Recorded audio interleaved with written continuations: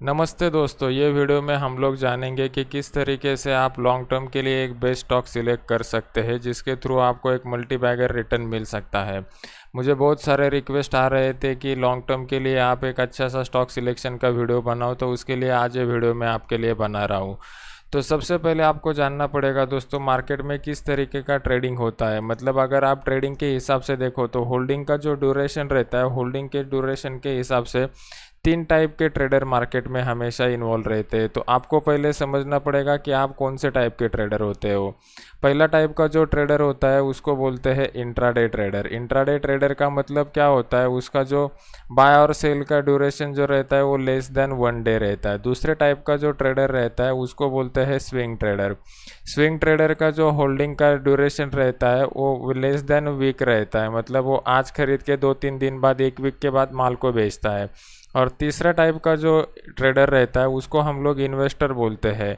तो इन्वेस्टर का क्या मतलब होता है, इन्वेस्टर का मतलब जो होता है उसका जो ड्यूरेशन रहता है वो मोर देन वीक, मंथ और मोर देन ईयर्स भी रह सकता है। तो वो लॉन्ग टर्म के लिए मार्केट में इन्वेस्टमेंट करना चाहता है। तो जनरली ये इंट्राडे ट्रेडर और स्विंग ट्रेडर जो होते हैं वो क्या करते हैं, वो स्पेकुलेट करते हैं मार्केट में। स्पेकुलेट मतलब प्राइस में जो ऊपर नीचे मूवमेंट होता है उसका वो बेनिफिट लेना चाहते हैं। और जो इन्वेस्टर कैटेगरी का पर्सन रहता है वो वेल्थ क्रिएशन के ऊपर ध्यान देता है। वेल्थ क्रिएशन मतलब आपका वैल्यू क्रिएशन। तो वैल्यू क्रिएशन में, वेल्थ क्रिएशन में उसको दो टाइप के बातों का ख्याल रखना पड़ता है। एक तो उसको क्या करना पड़ता है, फंडामेंटल एनालिसिस करना पड़ता है। फंडामेंटल एनालिसिस में क्या क्या करना पड़ता है ये मैंने पुराने वीडियोस में आपको बताया हुआ है। और उसके बाद उसको क्या करना पड़ता है, एंट्री टाइम करने के लिए टेक्निकल एनालिसिस भी करना पड़ता है। तो टेक्निकल एनालिसिस के थ्रू उसका एंट्री टाइमिंग बहुत अच्छे तरीके से होता है। तो अगर आपको इन्वेस्टर मतलब लॉन्ग टर्म के लिए एक अच्छा सा स्टॉक सिलेक्ट करना है तो आपको क्या करना पड़ेगा, फंडामेंटल एनालिसिस भी करना पड़ेगा और टेक्निकल एनालिसिस भी करना पड़ेगा। तो ये जनरली जो नोवाइस ट्रेडर रहते हैं, नए बंदे रहते हैं जिनको लॉन्ग टर्म के बारे में कुछ आइडिया नहीं रहता, एक सिंपल ट्रिक मैं आज आपको बताने जा रहा हूँ जो ट्रिक का इस्तेमाल करके आप इजीली आइडेंटिफाई कर सकते हो कि किस तरीके से हम लोग एक बढ़िया स्टॉक ढूंढ सकते हैं। तो इसमें आपको सबसे पहले सीखना पड़ेगा कि जो बड़े प्लेयर रहते हैं वो किस हिसाब से काम करते हैं। तो सबसे पहले आपको सीखना पड़ेगा कि मार्केट में कौन कौन से टाइप के पार्टिसिपेंट रहते हैं। एक बार आपको मार्केट के पार्टिसिपेंट का आइडिया आ गया तो फिर आप उसमें इजीली आइडेंटिफाई कर पाओगे। तो मार्केट में दो टाइप के पार्टिसिपेंट रहते हैं। पहले जो रहते हैं उनको हम लोग बोलते हैं बिग प्लेयर और दूसरे जो रहते हैं उनको हम लोग बोलते हैं स्मॉल प्लेयर। तो स्मॉल प्लेयर में जनरली हमारे मेरे जैसे, आपके जैसे ट्रेडर आते हैं जो छोटे अमाउंट के साथ काम करते हैं। और बिग प्लेयर जो रहते हैं, बिग प्लेयर में दो टाइप के प्लेयर रहते हैं। पहले जो रहते हैं उनको बोलते हैं डोमेस्टिक इंस्टीट्यूशनल इन्वेस्टर और दूसरे जो रहते हैं उनको बोलते हैं फॉरेन इंस्टीट्यूशनल इन्वेस्टर। तो इनमें कौन कौन से प्लेयर आते हैं, इनमें जनरली आता है सबसे पहला म्यूचुअल फंड, फिर उसके बाद आता है हेज फंड, फिर उसके बाद आता है पेंशन फंड। जो भी बड़े अमाउंट के साथ काम करते हैं वो सब यहाँ पे आते हैं। तो ये जो बड़े प्लेयर रहते हैं, ये बड़े प्लेयर का बेनिफिट क्या होता है, एक तो इनके पास जो पोर्टफोलियो मैनेजर रहते हैं वो पोर्टफोलियो मैनेजर बहुत ही एक्सपीरियंस लोग रहते हैं। तो ये दोनों टाइप के एनालिसिस करते हैं, फंडामेंटल एनालिसिस भी करते हैं और टेक्निकल एनालिसिस भी करते हैं। तो आपको क्या करना पड़ेगा, ये बड़े प्लेयर जहाँ पे इन्वेस्ट कर रहे हैं मार्केट में, वही स्टॉक में अगर आप इन्वेस्ट करोगे तो आपका विनिंग परसेंटेज जो है वो विनिंग परसेंटेज बहुत बढ़िया से बढ़ जाएगा। तो अगर आपको विनिंग परसेंटेज बढ़ना है तो FII DII जो जहाँ पे लोग इन्वेस्ट ज़्यादा करते हैं, ये बड़े प्लेयर जहाँ पे इन्वेस्ट करते हैं उसी स्टॉक में आपको इन्वेस्ट करना है। तो उसके लिए मैं एक सिंपल ट्रिक आपको बताता हूँ कि आप किस तरीके से उनको आइडेंटिफाई कर सकते हो कि बड़े प्लेयर कहाँ पे मार्केट में पैसा लगा रहे हैं।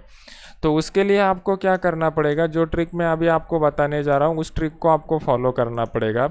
तो सबसे पहले आपको क्या करना है, मनी कंट्रोल वेबसाइट के ऊपर जाना है। जब आप मनी कंट्रोल वेबसाइट के ऊपर जाओगे तो यहाँ पे म्यूचुअल फंड का एक टैब आता है। ये म्यूचुअल फंड टैब के ऊपर आपको क्लिक करना है। फिर उसके बाद ये परफॉर्मेंस ट्रैकर का एक टैब है, ये परफॉर्मेंस टैब के ऊपर आपको क्लिक करना है। फिर यहाँ पे अगर आप देखोगे तो यहाँ पे आपको दिखाई देगा कि आप डिसाइड कर सकते हो कि आपको किस सेगमेंट का स्टॉक सिलेक्शन करना है। अगर आप लॉन्ग टर्म में स्टॉक में इन्वेस्टमेंट करना चाहते हो तो लॉन्ग टर्म में भी आपके पास बहुत सारे ऑप्शन अवेलेबल रहते हैं। पहला ऑप्शन जो रहता है, मान लो कि आपको स्मॉल कैप में इन्वेस्टमेंट करना है। दूसरा ऑप्शन जो आपके पास रहता है that is a mid cap में आपको इन्वेस्टमेंट करना है। और तीसरा ऑप्शन जो रहता है that is a large cap में आपको इन्वेस्टमेंट करना है। तो यहाँ पे क्या होता है दोस्तों, अगर हम लोग रिस्क रिवॉर्ड रेशो के हिसाब से देखेंगे तो रिस्क रिवॉर्ड रेशो के हिसाब से आपको पता चलेगा, अगर हम लोग स्मॉल कैप में इन्वेस्टमेंट करते हैं तो रिस्क थोड़ा अपना कम रहता है, लेकिन रिवॉर्ड उसमें ज़्यादा, सॉरी, रिस्क जो है वो रिस्क ज़्यादा रहता है और रिवॉर्ड जो रहता है वो रिवॉर्ड भी ज़्यादा रहता है। मतलब कंपैरेटिवली अगर ये तीनों सेगमेंट में हम लोग कंपेयर करेंगे तो स्मॉल कैप में जो है, स्मॉल कैप में ज़्यादा रिस्क रहेगा, ज़्यादा रिवॉर्ड मिलेगा। मिड कैप में उससे कंपैरेटिवली थोड़ा कम रिस्क रहेगा, कम रिवॉर्ड मिलेगा। और लार्ज कैप जो रहेगा और लार्ज कैप में आपका रिस्क थोड़ा कम रहेगा और रिवॉर्ड भी थोड़ा कम रहेगा। तो आपको डिसाइड करना है कि आपको कौन से सेगमेंट के स्टॉक को सिलेक्ट करना है। तो मान लो कि आपको लार्ज सेगमेंट वाले स्टॉक में जाना है, तो आपको क्या करना पड़ेगा, यहाँ पे लार्ज कैप के जो फंड है इसके ऊपर आपको क्लिक करना पड़ेगा। फिर नीचे स्क्रॉल करने पर आपको यहाँ पे दिखाई देगा सब डिटेल्स। तो आपको ये परसेंटेज रिटर्न वगैरह ये कुछ नहीं देखना है, आपको सिर्फ देखना है एसेट अंडर मैनेजमेंट, और ये कॉलम को आपको असेंडिंग ऑर्डर में आपको लगा देना है। तो आपको यहाँ पे पता चलेगा कि कौन से कंपनी में कितना इन्वेस्टमेंट हुआ है।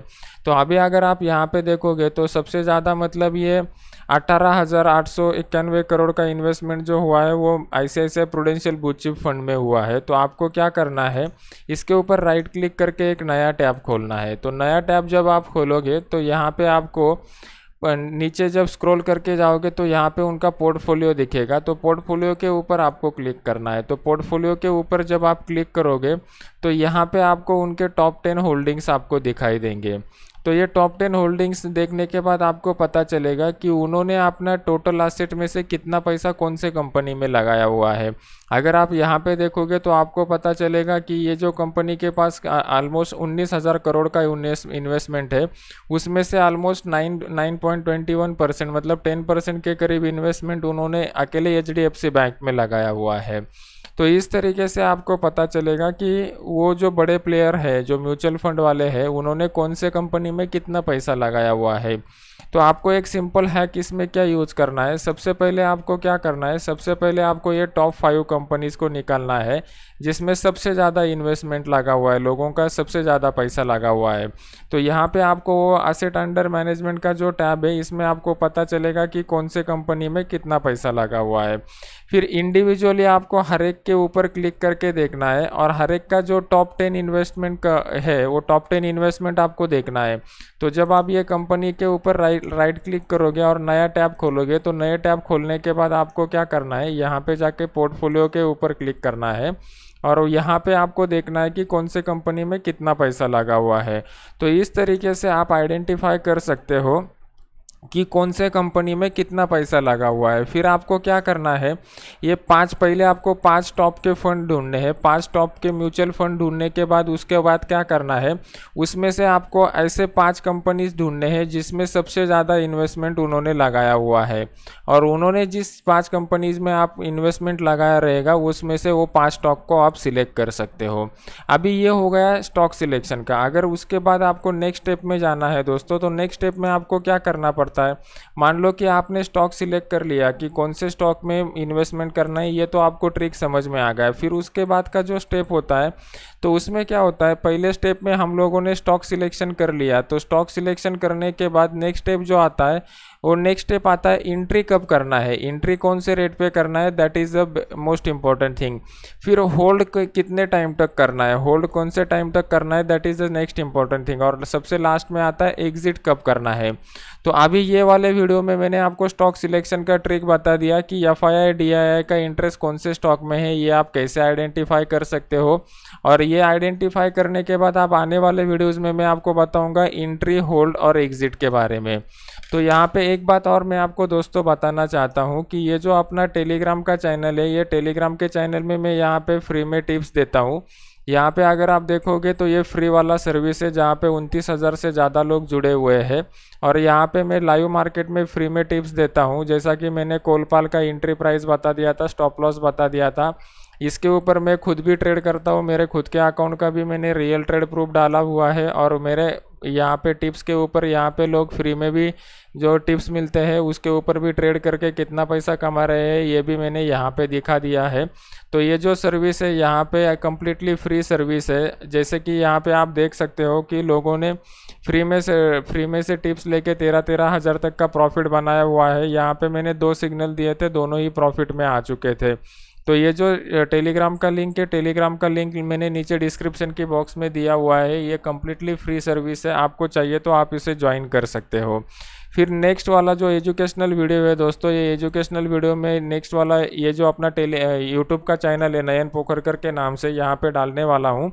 तो अगर ये वीडियो आपको अच्छा लगता है तो इसको लाइक कीजिए, शेयर कीजिए। अगर किसी नए टॉपिक के ऊपर वीडियो चाहिए तो मुझे कमेंट सेक्शन में वैसे बता दीजिए, तो मैं वीडियो बनाने की मेरी तरफ से पूरी कोशिश करूँगा। और ये जो वीडियो है ये जो चैनल है इसको सब्सक्राइब कीजिए, तो जैसे ही मैं नया कोई वीडियो लॉन्च करता हूं तो उसका आपको नोटिफिकेशन आ जाएगा। तो आप सब्सक्राइब करने के बाद बेल आइकॉन का बटन भी दबा दीजिए। Thank you very much.